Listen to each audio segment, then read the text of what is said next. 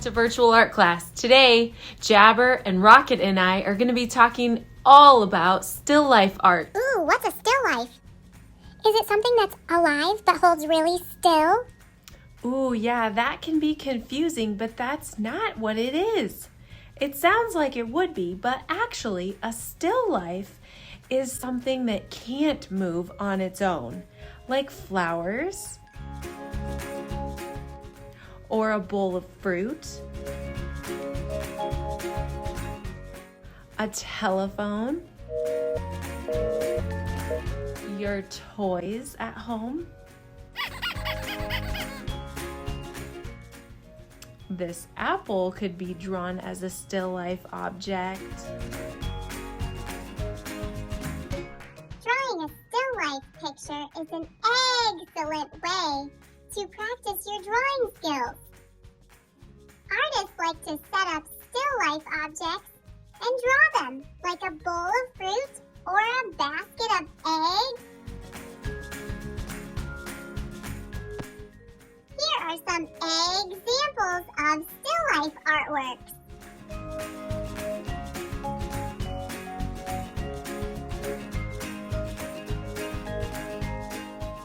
There are actually 4 different types of artwork: abstract, still life, landscape, and portrait. What? Okay, so what's a portrait? If you make a picture of someone or something that's alive, that's called a portrait. This portrait has 2 people in it. Artists love practicing drawing people by drawing themselves. They sit still in front of a mirror and look at their eye color and how their nose looks and how their teeth look. Oh, that's Vincent van Gogh. He painted Starry Night. Is that his self-portrait? Yes. Say cheese, Jabber. A selfie is a self-portrait. You can make portraits of animals too. This is a group portrait because it has lots of people in this picture called Swaying Dancer by Edgar Degas. Abstract art is probably my favorite because it doesn't show anything recognizable. It has interesting lines and shapes, and it's really fun to make.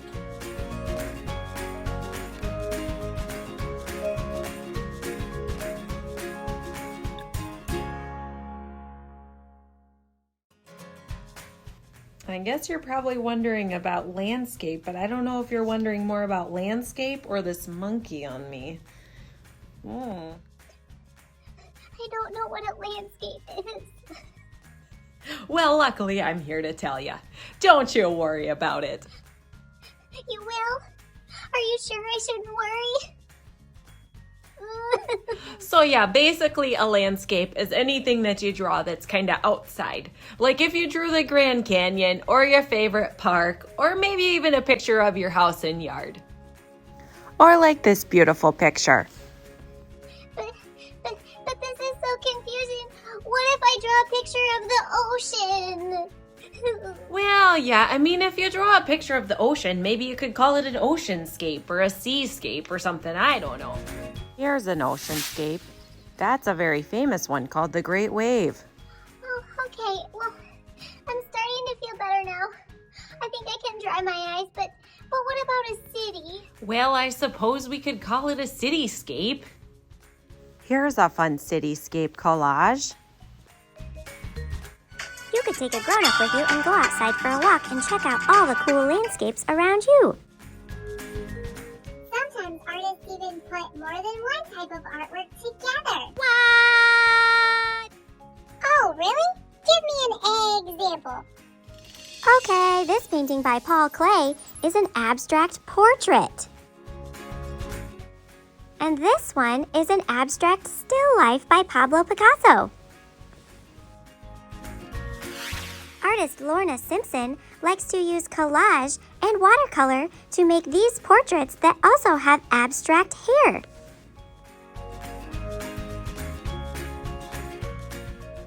This painting is very abstract, but can you tell that it's actually a cityscape? Did you know a still life could be made as a sculpture like my 3D head?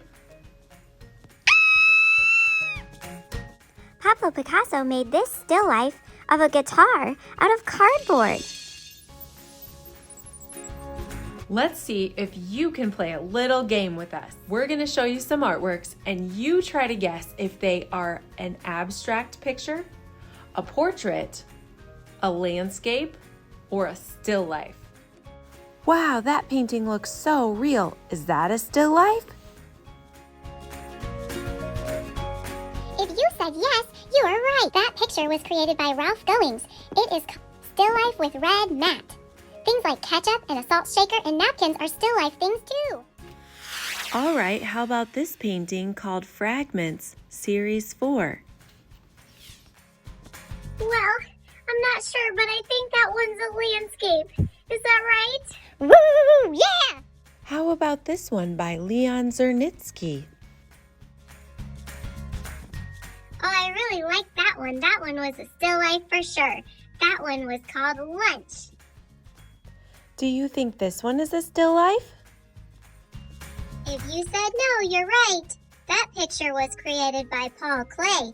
It's called Red Balloon, and it's an abstract picture. But if you said yes, you're also right, because a balloon is a still life thing. This picture by Paul Klee is a great example of lots of different types of art being combined into one. It's abstract and a landscape and a still life. See what I mean? You can see the red balloon and the squares for the buildings, and there's even a tree in the top left corner. How about this brightly colored print?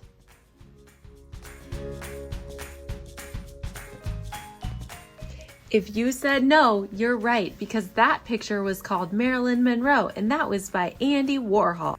Andy Warhol is a pop artist. Ooh, I love pop art! Ooh, Campbell's soup. I love soup. These remind me of the picture we just looked at. Is this still life art? If you said yes, you're right. Soup can be a still life thing. Those soup cans were made by Andy Warhol too. Is this painting by Frida Kahlo a still life? If you said no to that one, you're right, because Frida Kahlo painted herself, and that's a portrait. All right, how about this beautiful painting? Is this a still life? If you said yes, you're exactly right. That picture is called Mexican Pottery Still Life by Marilyn Smith. It even has still life in the title. Cool, I'm so excited. Oh, I can't wait to make a still life. Can we make one? Of course we can. Let's get some things to make our own still life setup, and then we can make a picture of it. I've gathered some supplies today to make my still life. I'm going to be making a collage still life. So I've got lots of colorful papers, and I even have white paper in case I don't have a color that I want to use. Oh, here I am going in tears again. I don't have any construction paper. Oh, that's okay. Just use some white paper and color it whatever color you want it to be. I might even use these crayons on top of the construction paper to add some colors to the shapes that I cut out. You're going to need scissors and you're going to need glue. You also might want to have a pencil just in case you want to draw, and that gives you the chance to erase if you don't like what you drew the first time. Pause the video and gather some supplies so you can try this project with me. Okay, now that you have everything you need, we're going to move some of this stuff out of the way, and we're going to start making our still life fruit bowl. We're going to practice making a still life. This will be fun to try. I've never actually done this before, so I'm really excited to try it, and I hope you are too. I think I'm going to start on white paper today, and I'm going to draw, I think I'm going to make an apple. What shape do we need for an apple? The apple is kind of bumpy, but we could just draw a circle. That would be easy to start with. If you have a colorful paper, you can draw a circle on your colorful paper too. Once you've drawn your shape, you can cut it out. when you're cutting, make sure that your thumb goes into the thumb hole on your scissors and your fingers go in the finger hole like this. Don't try to get your fingers all the way in there. Just hold it right like this. And then cut, cut and turn, cut and turn. If you go off the lines a little bit, that's okay. Just go back to where you were. Cut and turn, cut and turn, cut and turn. If you get some bumps sticking out the side like this, you can always trim those off. There we go. If you have a lot of pencil lines on the edge and you don't want those there, you can go back in and erase them, but I kind of cut all of my pencil lines off. You could also turn it over and use the other side. Once you have your shape cut out, you could color it to look like the apple that you're trying to make. Some apples have different colors. This apple has some yellow and red and maybe even some orange on it. And the stem is brown, and then there's this little green part here. If I'm trying to draw it to look like this in my bowl, I could draw the lines going in towards the center with my crayon.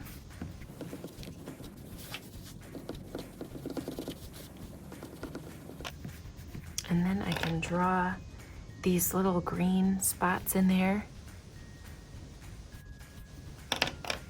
I'm gonna add some yellow.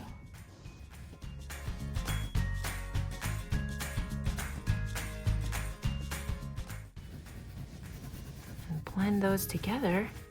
Ooh, that's looking pretty fun. All right, I've made my first fruit.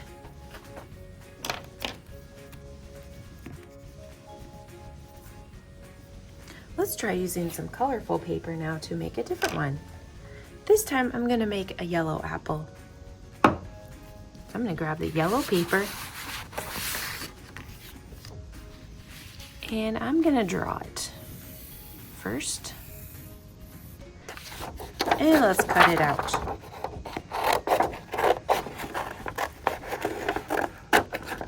Cutting can be kind of tricky, but every time we practice, we get a little bit better.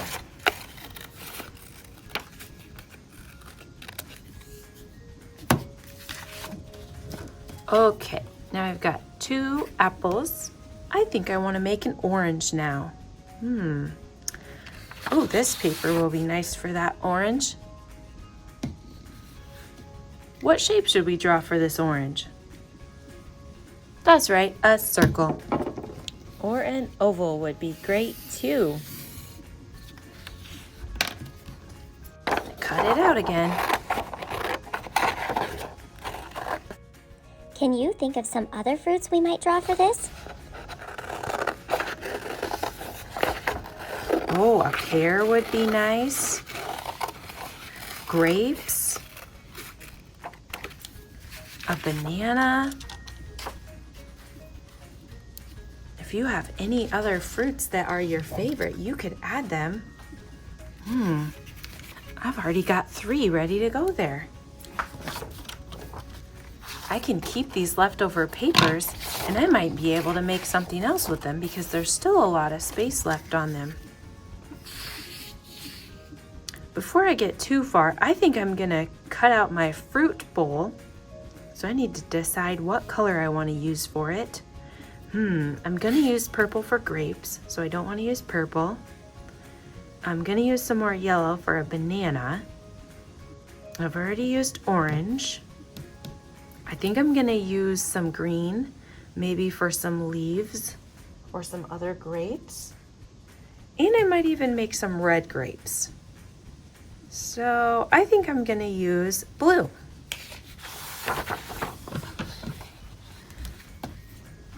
Now for this one, we need it to be nice and big so that it can hold all of our fruit. I'm gonna make a line through the middle. Oh, can you see that? Probably not. Here we go. I'm gonna make a line through the middle. You can use pencil, but I wanna use this Sharpie so you can see this on my blue paper. And I'm gonna make a curve around. And there, we've got a half circle and we can use that for our bowl.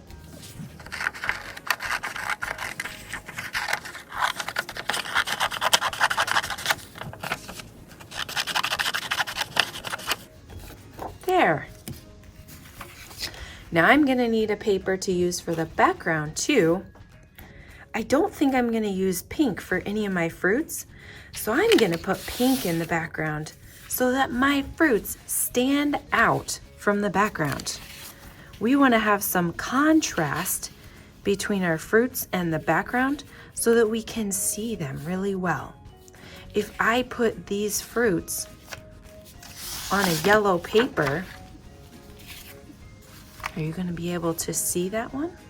No! Nope. I'm gonna stick with pink. Before I start to glue stuff down, I am gonna try to add some shadows to my work. If we look at this apple, we can tell that it's not just a flat circle, it's a sphere.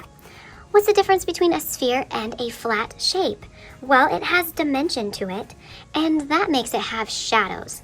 So I could add some shadows to this with some crayons to make it look like it's a real apple that someone could come and take a bite out of. So I'm gonna grab a crayon and draw some of these dark shadows in along the edge of this shape. I'm gonna move it off to the side so that I don't color on my picture. And I'm just gonna add a little bit of a shadow. I'm just coloring really lightly around the edge. You can just draw kind of like a moon shape, and that can be your shadow on the bottom of wherever it's gonna be in your picture. So let's see how that can look. And like that. I could also do that to my bowl and to my orange. I'm gonna turn this over because I have these lines on the edge and I don't want people to see those in my picture. I decided that's gonna be the back. So I'm gonna put my shadows on this side. Just gonna color a little bit on the bottom to make it look like it has a shadow.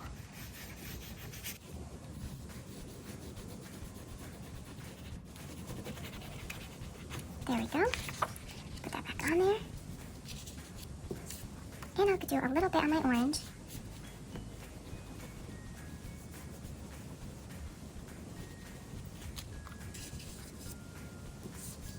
There, now they have a shadow. Let me give this one a little shadow too. You don't have to do this, but you can if you want to try it. There. Now I'm going to see if I can color a little circle of my orange. This is the little stem on my orange right there. Sometimes they're green, sometimes they're brown. So I used green for that.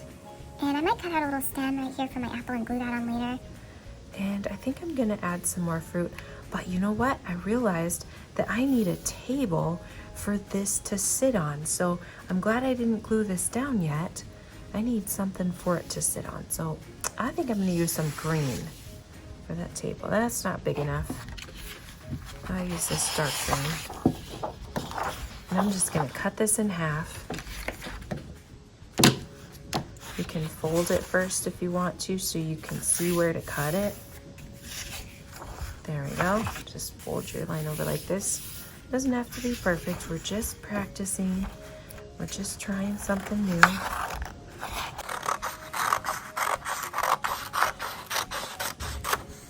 There we go. Put that in there. There, now it looks like it's sitting on a table. And I could even add some shadows underneath my bowl. Like that. There. That's looking pretty good. I think I'm about ready to glue this in place. So I'm gonna use a glue bottle today. And I have this special Crayola glue bottle that opens like this. It twists up and then this part comes out. And I really like this glue bottle because it doesn't get clogged, but sometimes it gets these dried pieces on there. That's all right though. So when you're using bottled glue, you gotta turn it over like this and shake it, shake it, shake it until all the glue comes down so that you can use it. And we're gonna start with the back piece first. This is the very bottom. I'm gonna glue that on and press it down. Let me get my bowl next. Put some glue on the back. You only need a little bit. You don't need a whole big puddle. That's gonna make it too messy and it's gonna make it take too long to dry. So we'll glue that down. I really like liquid glue for something like this with overlapping when we're gonna put something inside so it doesn't dry too fast. We can still arrange these things for a little while the glue is drying. There's my orange. Now if I put it out here to the side, is that gonna look like it's in the bowl? Nope, it's sticking out too far, so I gotta scoot it in inside the bowl so it looks like it's in there. And I want my shadow on the bottom, so I'm gonna turn it like that. And then I think I'm gonna have this apple in front. Put that right there. And then this one's gonna be behind these, like that. And I'm gonna put some grapes up here and a banana. I'm gonna have the grapes here and a banana in the front. I'm gonna cut out my banana first. Draw this banana. I need a long part, a long curved line, and another long curved line. And I'm even gonna do another one. They're gonna meet at the top. Bananas are tricky. They can be kind of tricky. You could ask a grown-up to help you with your banana, or you can just skip that part or make it your own way. We're just practicing, and whatever you make is gonna be just fine. Cut out my banana.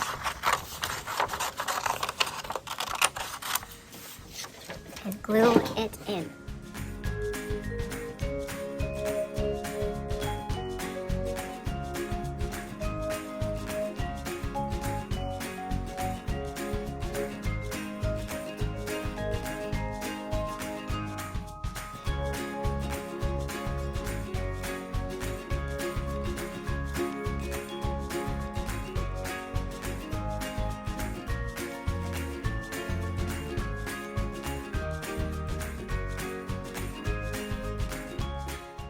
All right, my fruit bowl is looking pretty full. I had planned on using some other colors to make some other fruits, maybe some red grapes and green grapes and things like that. But I kind of ran out of space, and I'm okay with how my work is coming out. That's the great thing about being an artist, is you can have a plan to start with, and then you can change your mind as you go.